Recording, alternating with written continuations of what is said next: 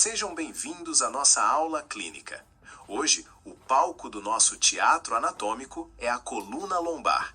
E o protagonista é uma estrutura fascinante e muitas vezes injustiçada, o disco intervertebral.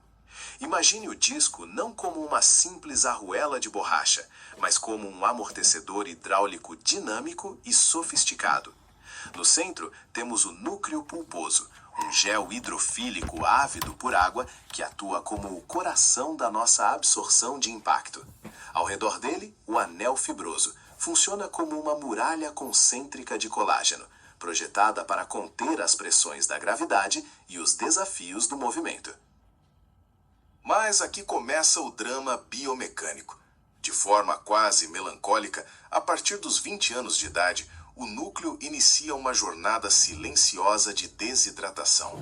Ele perde gradualmente sua capacidade de atrair e reter fluidos, sua altura diminui e as fibras do anel começam a mostrar pequenas fissuras.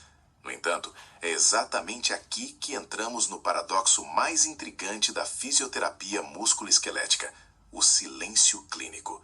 Frequentemente, recebemos pacientes aterrorizados com laudos de ressonância magnética que listam protrusões, osteófitos e discopatias degenerativas como se fossem sentenças de invalidez definitiva. Mas a ciência nos conta uma história diferente e muito mais humana. Estudos sistemáticos, como os de Brindjic, revelam que 37% dos jovens aos 20 anos já apresentam sinais de degeneração discal em exames de imagem, sem sentir absolutamente nenhuma dor. Aos 50 anos, esse número salta para impressionantes 80% da população. Isso nos ensina uma lição fundamental para o raciocínio clínico. A degeneração estrutural pode coexistir perfeitamente com uma vida ativa, vibrante e indolor.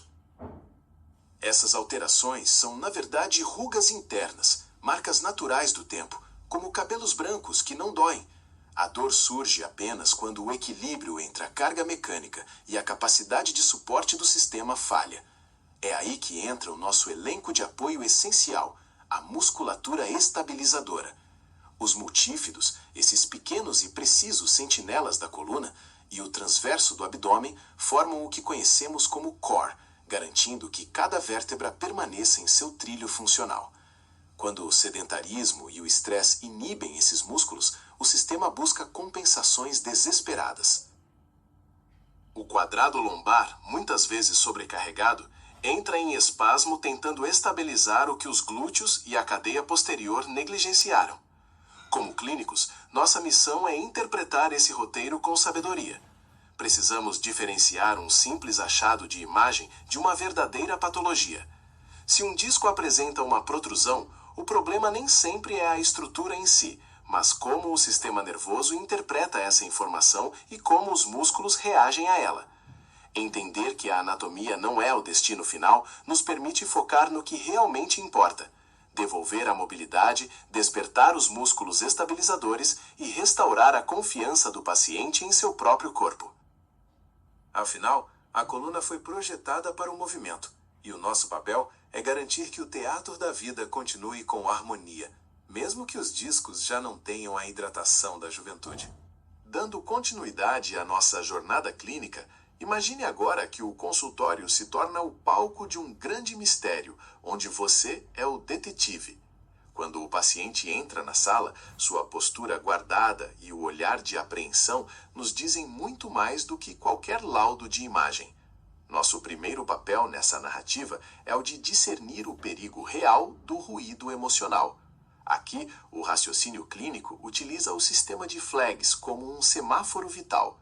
As red flags, ou bandeiras vermelhas, são os sinais de alerta máximo, como perda súbita de peso ou disfunção esfincteriana, que nos indicam que o drama não é puramente músculo-esquelético, mas possivelmente sistêmico ou cirúrgico. Contudo, são as hello flags que frequentemente dominam a trama: as crenças de que o movimento é perigoso, a catastrofização da dor e o medo. Se ignorarmos o estado psicológico do paciente, estaremos tratando apenas uma coluna de ossos e carne, esquecendo que o cérebro é quem interpreta a partitura da dor. Quando a queixa evolui para uma radiculopatia, o drama se intensifica. Não estamos mais lidando apenas com uma dor lombar inespecífica, mas com o protesto direto de uma raiz nervosa. A compressão ou irritação química do nervo manifesta-se em parestesias, aquela sensação de agulhadas, ou na fraqueza muscular que faz o pé falhar ao caminhar. Nosso exame físico deve ser cirúrgico, testar reflexos, sensibilidade e a força de miótomos específicos para localizar a lesão. Mas atenção, o manejo aqui pede paciência e educação. Precisamos explicar ao paciente que a presença de uma hérnia não é uma sentença de invalidez e que o corpo possui mecanismos biológicos potentes para a reabsorção desse material discal. A transformação real ocorre quando passamos do diagnóstico para a ação, através da cinesioterapia baseada em evidências. Não se trata apenas de passar exercícios, mas de conduzir o paciente pelos estágios de mudança de comportamento. Se ele está na pré-contemplação, recusando-se a crer que o movimento cura, nosso papel é pedagógico. Precisamos acordar os multífidos, que muitas vezes estão atrofiados e silenciosos, e recrutar o core e os glúteos, para que eles reassumam seu papel de protagonistas na estabilização e propulsão. A cadeia posterior não é apenas um conjunto de músculos, é a armadura funcional que protege as facetas articulares de sobrecargas mecânicas desnecessárias. O objetivo terapêutico final é a autonomia. Utilizamos a terapia manual para abrir janelas de oportunidade, aliviando a rigidez e reduzindo a dor miofacial, mas é o exercício que consolida a cura.